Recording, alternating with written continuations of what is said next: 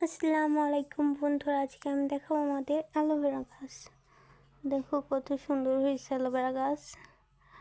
আর পাশে ওইটা হচ্ছে কাঁটাবাহার গাছ। দেখছো, আজকে এটা আমি পরিষ্কার করছি। আর সামনে সবেদা গাছ দেখছো। এখন আমি একটু স্কিপ করে চলে যাব একটা লেবু পাড়তে। চলে এসেছি লেবু পাড়তে।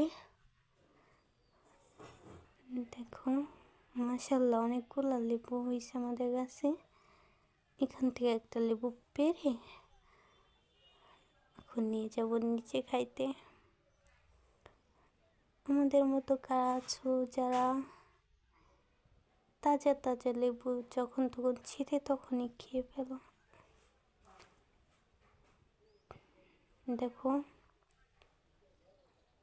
এখন আমি চলে যাই। টাটা, ভালো থাকো সবাই।